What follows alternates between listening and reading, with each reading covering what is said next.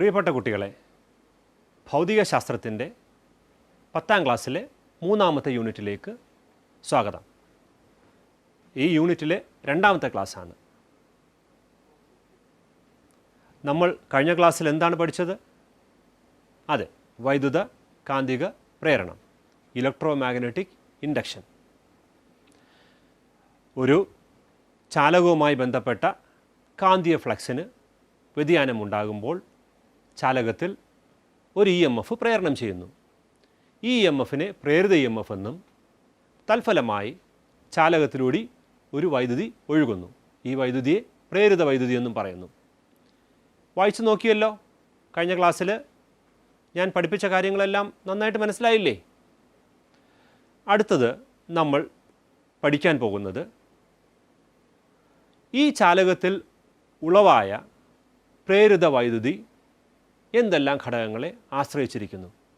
അതിനു മുൻപേ ഈ വൈദ്യുത കാന്തിക പ്രേരണം, അതായത് electro magnetic induction, whenever the flux linked with a conductor or a coil changes, an EMF is induced in the coil. This EMF is called induced EMF and the current is called induced current. ഇത് ആരാണ് കണ്ടുപിടിച്ചത്? ഇങ്ങനെ വൈദ്യുതി ഉൽപ്പാദിപ്പിക്കാം എന്ന് നമുക്ക് ആദ്യമായി പറഞ്ഞു തന്ന ശാസ്ത്രജ്ഞൻ ആരാണ്? കഴിഞ്ഞ ക്ലാസ്സിൽ ഞാൻ പറഞ്ഞു, അതെ, മൈക്കൽ ഫാരഡെ. Very good. മഹാനായ ഒരു ശാസ്ത്രജ്ഞനാണ്. ഫിസിക്സിലും കെമിസ്ട്രിയിലും ഒരുപാട് കണ്ടുപിടുത്തങ്ങൾ കണ്ടുപിടിച്ച ഒരു വ്യക്തിയാണ് അദ്ദേഹം. ഒരു ബ്രിട്ടീഷ് ശാസ്ത്രജ്ഞനായ ഇദ്ദേഹം വൈദ്യുതിയുടെ പിതാവ് എന്ന് അറിയപ്പെടുന്നു. നമ്മൾ അടുത്ത കാര്യങ്ങളിലേക്ക് പോകുന്നതിന് മുന്നേ ഇവിടെ ഉണ്ടായ പ്രേരിത EMF അഥവാ അല്ലെങ്കിൽ പ്രേരിത വൈദ്യുതി എന്തെല്ലാം ഘടകങ്ങളെ ആശ്രയിച്ചിരിക്കുന്നു എന്ന് നമ്മൾ ചർച്ച ചെയ്യുന്നതിന് മുന്നേ ഞാൻ കഴിഞ്ഞ ക്ലാസ്സിലൊരു അസൈൻമെൻറ്റ് തന്നിരുന്നല്ലോ. എല്ലാവരും ചെയ്തോ? സയൻസ് ഡയറിയിൽ എഴുതാൻ പറഞ്ഞിരുന്നു. ചെയ്തോ? അതെ, വെരി ഗുഡ്. അങ്ങനെയാണെങ്കിൽ നമുക്ക് അതിൻ്റെ ശരിയായ ഉത്തരങ്ങൾ കാണാം. ശ്രദ്ധിച്ചു നോക്കൂ.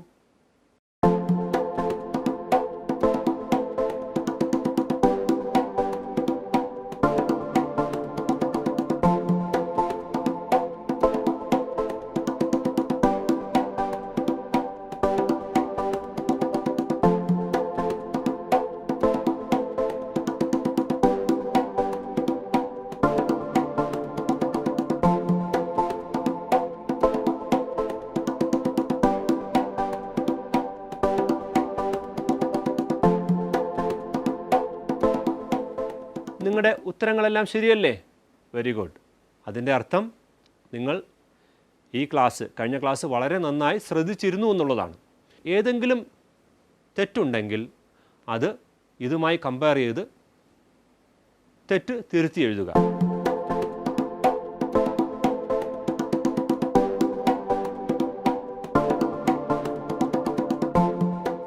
നമുക്ക് ഒരു ചെറിയൊരു പരീക്ഷണത്തിലേക്ക് വരാം.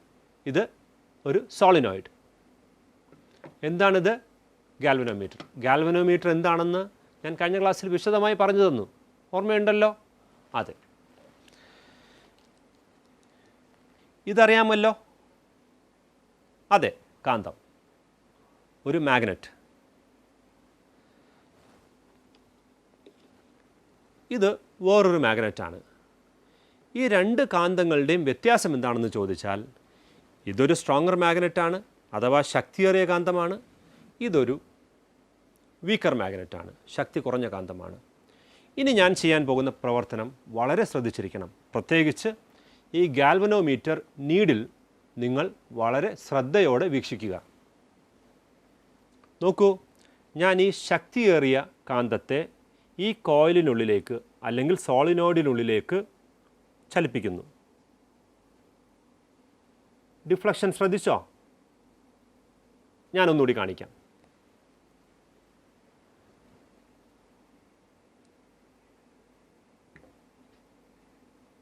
ഡിഫ്ലക്ഷൻ കണ്ടല്ലോ. ഇനി ഞാൻ ഈ ശക്തി കുറഞ്ഞ കാന്തത്തെ ഈ സോളിനോയിഡിനുള്ളിലേക്ക് ചലിപ്പിക്കുന്നു. കണ്ടോ ഡിഫ്ലക്ഷൻ? ശ്രദ്ധിക്കണേ, ഞാൻ ഒന്നുകൂടി കാണിക്കാം. കണ്ടോ? എന്ത് വ്യത്യാസമാണ് നിങ്ങൾ ശ്രദ്ധിച്ചത്? പറയാമോ? ഏറ്റവും നന്നായി ശ്രദ്ധിച്ചിരുന്നവർ കൃത്യമായി ഉത്തരം പറയും. അതെ, ശരി തന്നെയാണ്.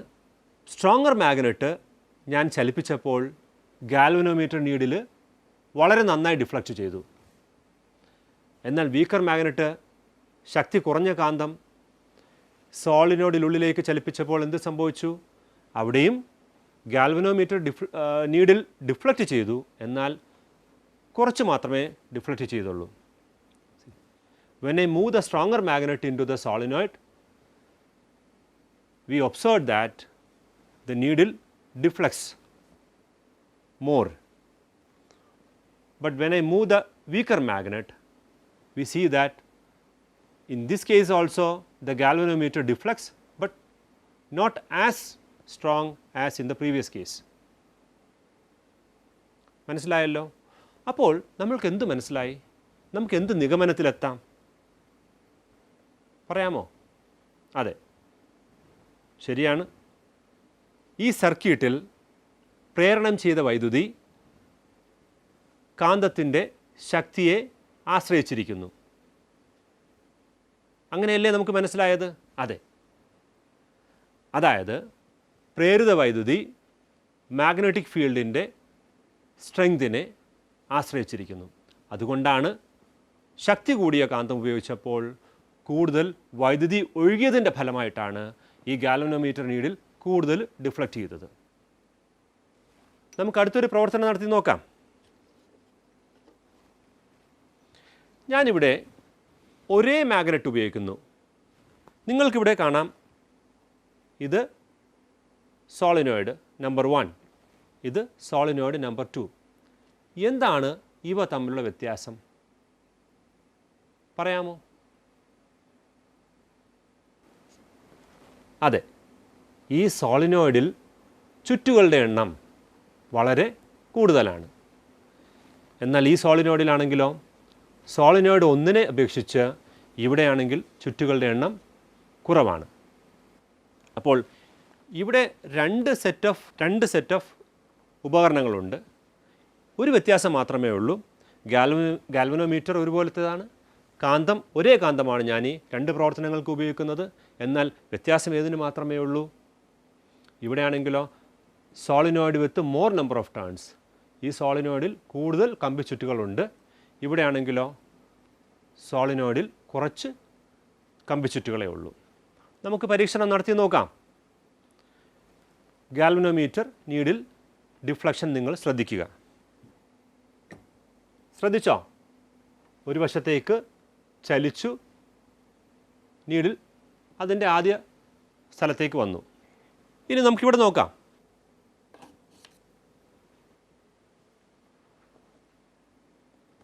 രണ്ട് ഗാൽവനോമീറ്ററിലെയും ഡിഫ്ലക്ഷൻ താരതമ്യം ചെയ്തപ്പോൾ എന്ത് മനസ്സിലായി? നമ്മൾക്ക് എന്ത് മനസ്സിലാക്കാൻ സാധിക്കുന്നു? ഇവിടെ ഗാൽവനോമീറ്റർ നീഡിൽ ഡിഫ്ലക്ഷൻ കൂടുതലായിരുന്നു, ഇവിടെ കുറവായിരുന്നു. ഇത് രണ്ടും തമ്മിലുള്ള ഒരു വ്യത്യാസം മാത്രമേ ഉള്ളൂ. ഇവിടെ നമ്പർ ഓഫ് ടേൺസ് കുറവാണ്, കോയിലിലെ ചുറ്റുകളുടെ എണ്ണം കുറവാണ്. ഇവിടെയാണെങ്കിലോ ചുറ്റുകളുടെ എണ്ണം കൂടുതലാണ്. അപ്പോൾ ഡിഫ്ലക്ഷൻ എന്തിനെ പ്രൊപ്പോർഷനിലാണ്, എന്തുമായി ബന്ധപ്പെട്ടിരിക്കുന്നു? ഈ സർക്യൂട്ടിലൂടെ ഒഴുകുന്ന വൈദ്യുതിയുടെ അളവുമായി ബന്ധപ്പെട്ടിരിക്കുന്നു. അപ്പോൾ ഇതിൽ നിന്ന് നമുക്ക് എന്ത് മനസ്സിലാക്കാൻ സാധിക്കും? പറയാമോ? അതെ, ഈ സർക്യൂട്ടിൽ കൂടുതൽ വൈദ്യുതി പ്രേരണം ചെയ്തു, അഥവാ കൂടുതൽ വൈദ്യുതി ഒഴുകി. പ്രേരിത വൈദ്യുതിയുടെ അളവിനെ സ്വാധീനിക്കുന്ന രണ്ടാമത്തെ ഘടകം എന്താണ്? കമ്പിച്ചുറ്റുകളുടെ എണ്ണം. നമ്മൾ ആദ്യം കണ്ടത് എന്താണ്? മാഗ്നറ്റിക് ഫീൽഡിൻ്റെ സ്ട്രെങ്ത്, മാഗ്നറ്റിക് ഫീൽഡിൻ്റെ തീവ്രത. രണ്ടാമതെന്ത് കണ്ടു? കമ്പിച്ചുറ്റുകളുടെ എണ്ണം. ഇനി മൂന്നാമതൊരു പ്രവർത്തനം നമുക്ക് ചെയ്യാം. ഞാനിവിടെ ഉപയോഗിക്കുന്നത് ഈ സർക്യൂട്ട് മാത്രം. Coil, galvanometer, magnet. വേറെ ഒരു വ്യത്യാസവും ഞാൻ വരുത്തുന്നില്ല. ആദ്യം വളരെ സ്ലോ ആയി ചലിപ്പിക്കുന്നു.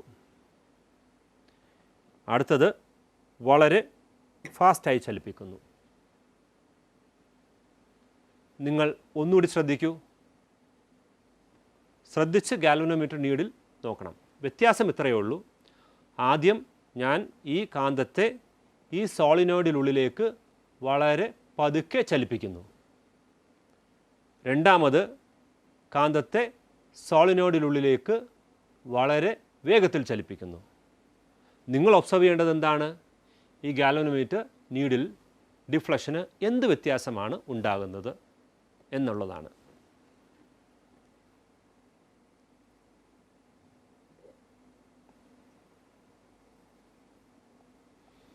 ഓക്കെ, എന്ത് മനസ്സിലായി? പറയാമോ? ഈ സോളിനോയിഡിൽ കാന്തത്തെ വളരെ പതുക്കെ ചലിപ്പിച്ചപ്പോൾ ഗാൽവനോമീറ്റർ ഡിഫ്ലക്ഷൻ കുറവായിരുന്നു. എന്നാൽ ഈ സോളിനോയിഡിനുള്ളിൽ കാന്തത്തെ വേഗത്തിൽ ചലിപ്പിച്ചപ്പോൾ ഡിഫ്ലക്ഷൻ എങ്ങനെയായിരുന്നു? വളരെ കൂടുതലായിരുന്നു. അതെ. അപ്പോൾ ഈ സർക്യൂട്ടിൽ പ്രേരണം ചെയ്ത വൈദ്യുതിയെ ആശ്രയിക്കുന്ന ഘടകങ്ങൾ ഏതൊക്കെയെന്നൊന്ന് പറയാമോ?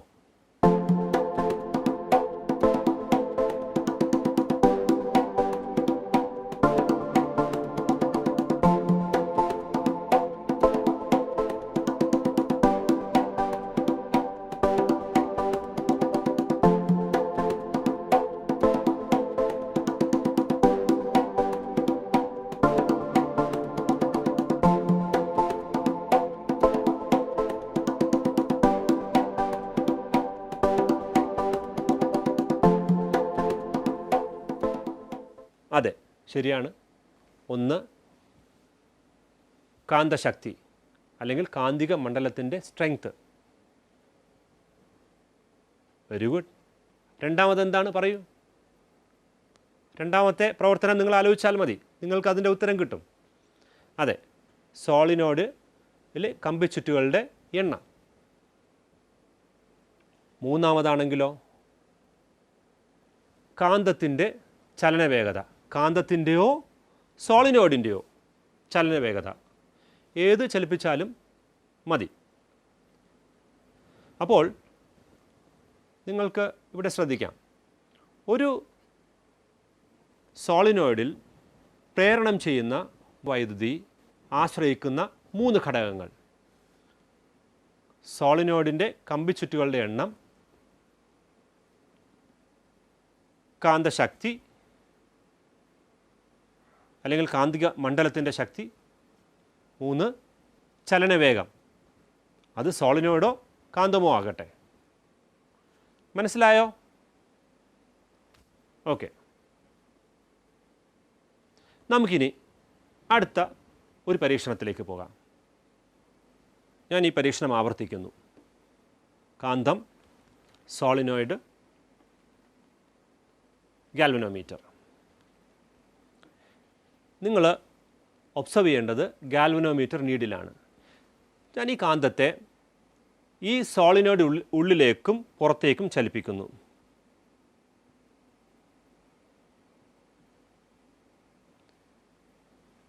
നിരീക്ഷിച്ചോ? എന്താണ് ഗാൽവനോമീറ്റർ നീഡിൽ എൻ്റെ ചലനം എങ്ങനെയായിരുന്നു? നീഡിൽ ഡിഫ്ലക്റ്റ് ചെയ്തത് എങ്ങനെയായിരുന്നു? പറയാമോ?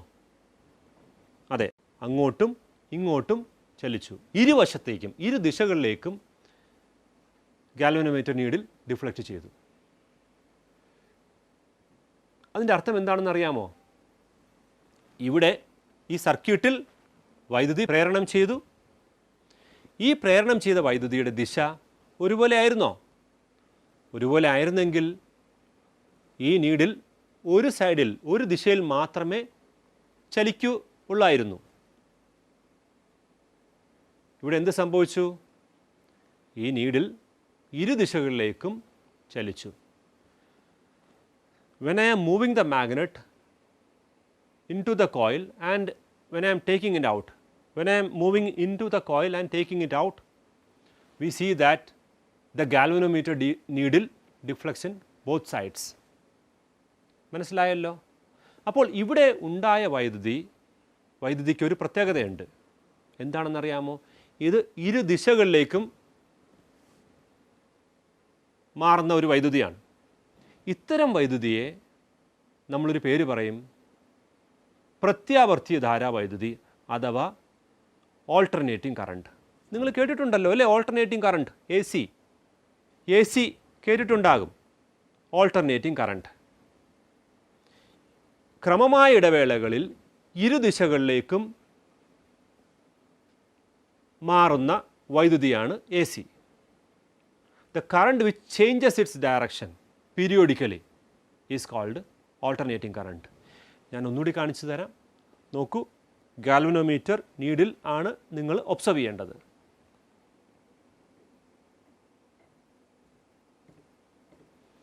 മനസ്സിലായല്ലോ? Okay, very good. നമുക്ക് അടുത്ത പ്രവർത്തനത്തിലേക്ക് പോകാം. ഇതൊരു ഗാൽവനോമീറ്ററാണ്. ഇതേ ഗാൽവനോമീറ്റർ തന്നെയാണ് ഇതും. ഇത് ഒരു റിയോസ്റ്റാറ്റ്, കറണ്ടിൻ്റെ അളവ് കൂട്ടാനും കുറയ്ക്കാനും ഉപയോഗിക്കുന്ന ഒരു സംവിധാനമാണ് റിയോസ്റ്റാറ്റ്. ഇതെന്താണെന്ന് പറയാമോ? ഞാൻ കഴിഞ്ഞ ക്ലാസ്സിൽ നിങ്ങളോട് പറഞ്ഞതാണ്. എന്താണ്? അതെ, സെല്ല്. സെല്ലിൽ എന്തൂർജ്ജമാണ് ശേഖരിക്കപ്പെട്ടിരിക്കുന്നത്? രാസോർജ്ജം. സെല്ലിനെ സർക്യൂട്ടിലോട്ട് ഘടിപ്പിക്കുമ്പോൾ എന്തൂർജ്ജമായി മാറ്റപ്പെടും? വൈദ്യുതോർജ്ജം. Okay, very good. അപ്പോൾ ഞാനിവിടെ ഒരു സെല്ലിന് രണ്ട് ധ്രുവങ്ങളുണ്ടെന്നറിയാമല്ലോ, രണ്ട് ടെർമിനൽസ് ഉണ്ടെന്നറിയാമല്ലോ. പോസിറ്റീവ്, ഇത് നെഗറ്റീവ്. ഞാൻ പോസിറ്റീവ് ടെർമിനലിനെ ഘടിപ്പിക്കുന്നു. നിങ്ങൾ ഈ ഗാൽവനോമീറ്റർ നീഡിൽ ഒന്ന് ശ്രദ്ധിക്കൂ.